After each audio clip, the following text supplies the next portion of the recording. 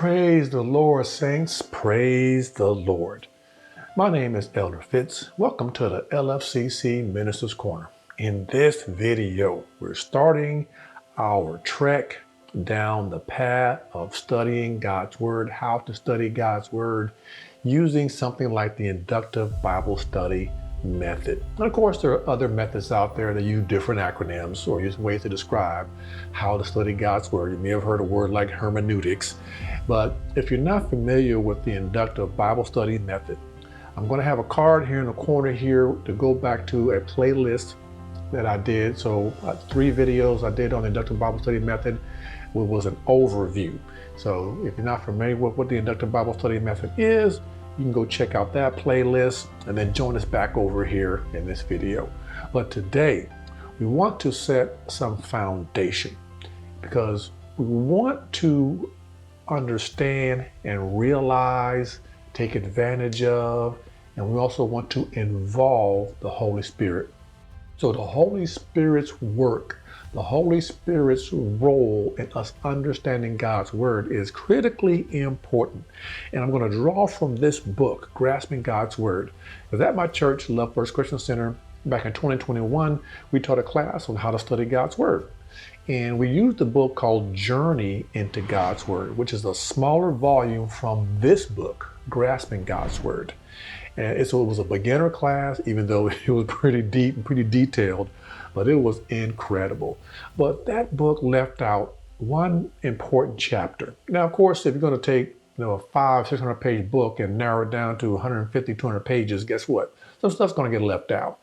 And so they left out a chapter on the role of the Holy Spirit. And we decided sort of midstream to add that chapter to one of our classes. So we added an extra class because we thought it was vitally important for our students. And I want to start with that as we launch into 2022 and as we begin to study in detail how to study God's Word, which is all, or how to interpret God's Word, which is all the inductive Bible study method really is. It's just a process and a method of how to interpret Scripture. And the reason I want to start with this particular content is because we're going to look at a lot of mechanics, systems, processes, methods, steps, and it's a lot.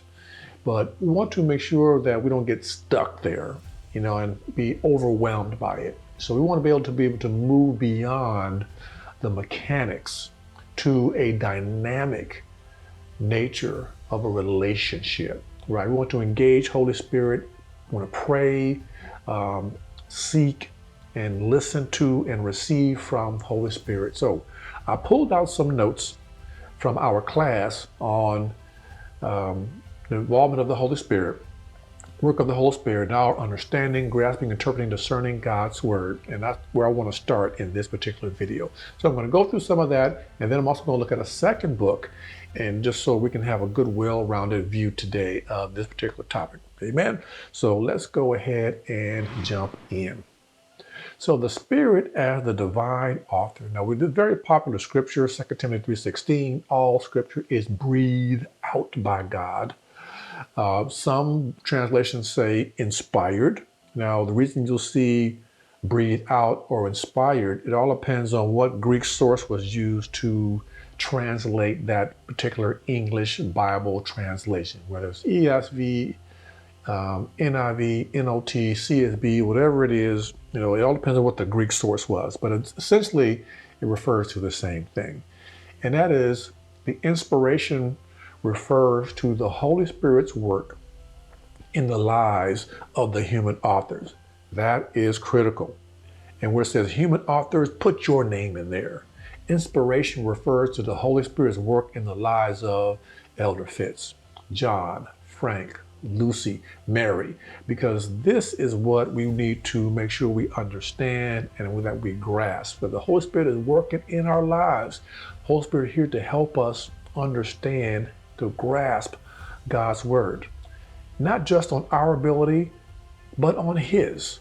We're in partnership between us and the Holy Spirit in understanding and interpreting Scripture. And so the Spirit and the Scriptures go together. The Word of God originated from the Spirit of God. So it only makes sense that we would engage Holy Spirit being that it is from the Spirit of God that the Word originated.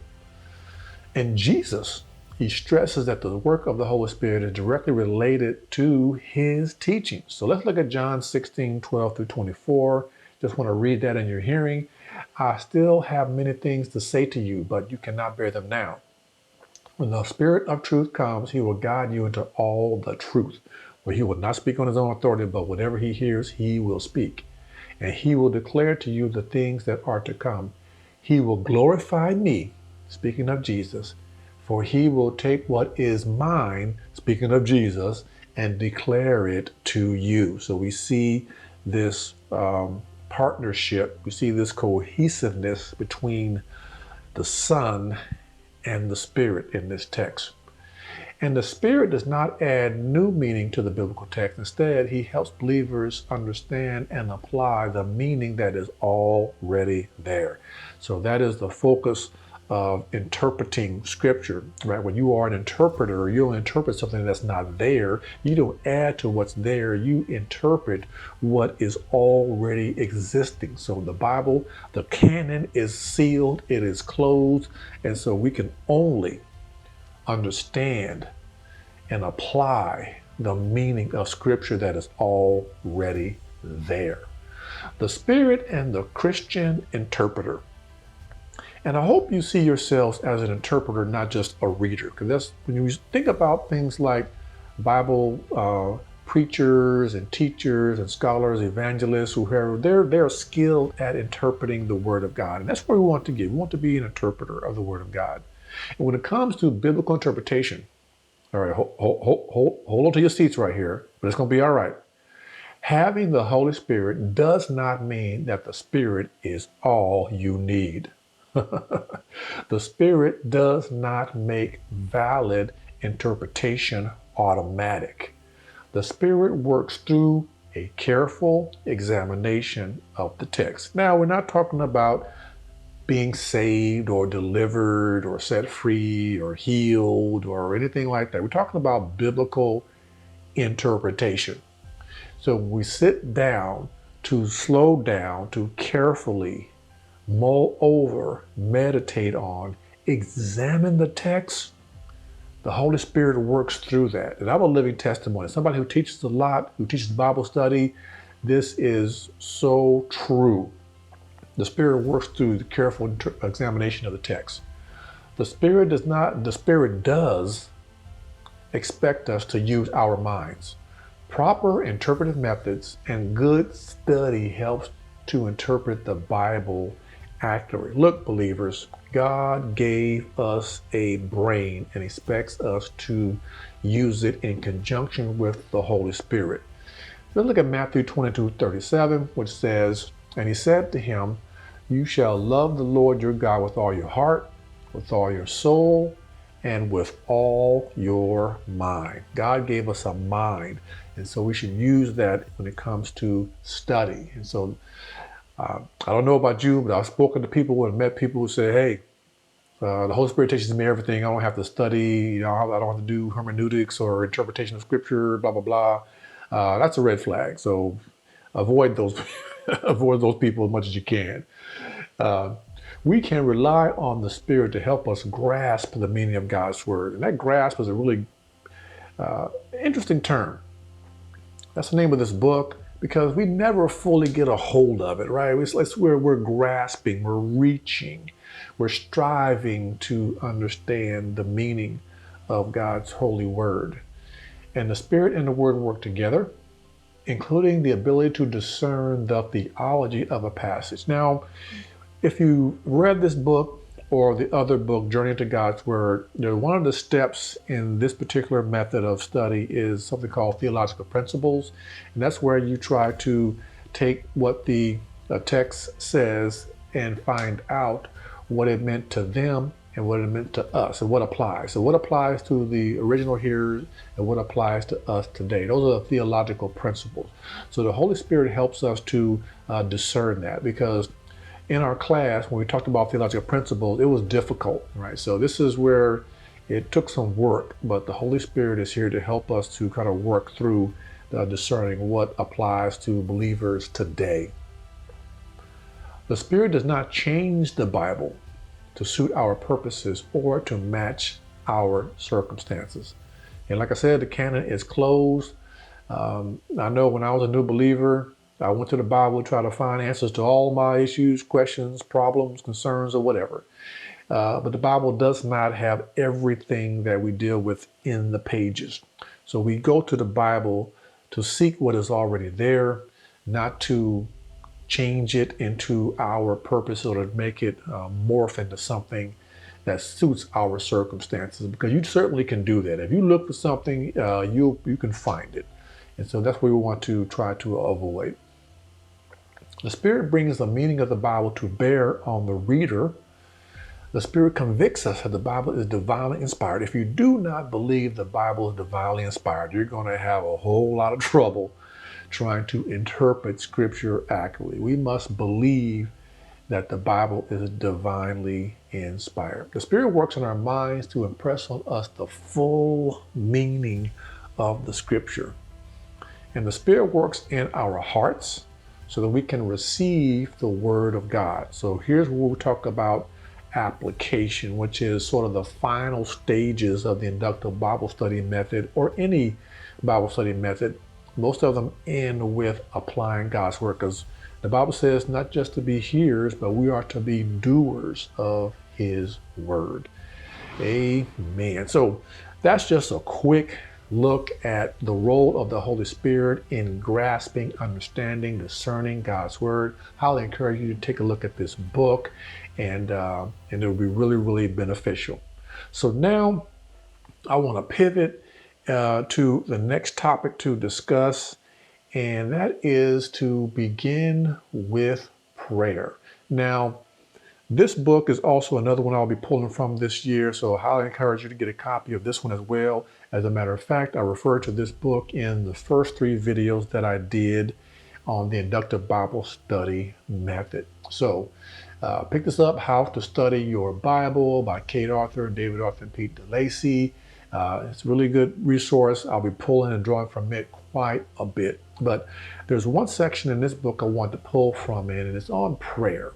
And so I wanted to take a look at what this book had to say, and I want to share that with you as well, because I think what we talked about in grasping God's Word, the role of the Holy Spirit, I think it'll work well in conjunction with what this book also has to say when it comes to prayer and Bible study. So let's go ahead and jump into this.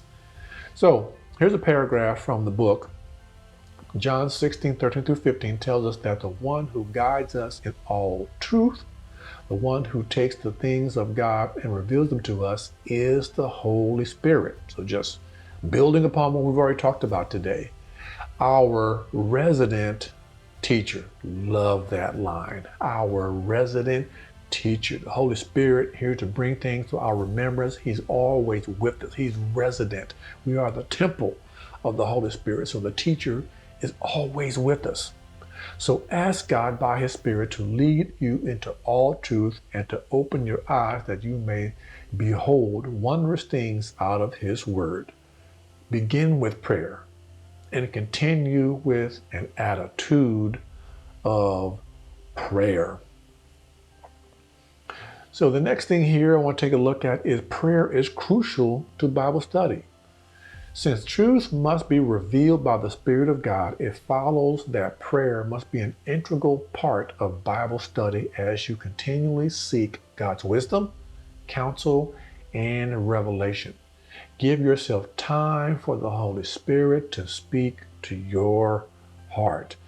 To God be the glory. So we see that prayer here is so critical. Our relationship with the Holy Spirit is so critical in understanding God's Word and with Bible study. And so speaking of prayer and Bible study, I came across this website, and it's called Prayers of Illumination. And these are various prayers that you can pray before, during, after your Bible study. So link will be down in the description down below. They have various prayers, And I pulled out 3 just to kind of share with you in this particular video that I want to recite. So, hey, and you're more than welcome to pray along with me as we kind of go through these prayers of illumination. So again, these are prayers that help you prepare to study the Bible and while you're studying the Bible. So let's go. Guide us, O God, by your word and spirit, that in your light we may see light. In your truth find freedom, and in your will discover your peace. Through Jesus Christ our Lord, amen. God, our helper, by your Holy Spirit, open our minds that as the scriptures are read and your word is proclaimed, we may be led into your truth and taught your will. For the sake of Jesus Christ our Lord, amen. And finally, draw us close. Draw us close, Holy Spirit, as the scriptures are read and the word is proclaimed. Let the word of faith be on our lips and in our hearts, and let all other words slip away. May there be one voice we hear today, the voice of the truth and grace. Amen. Well, that's all I have for you in this video, saints. God bless you. Thank you so much for tuning in. Well, I will see you in the next video where we will begin to take a deeper dive on this particular series of videos on the inductive Bible study method. God bless you, and I'll see you in the next video.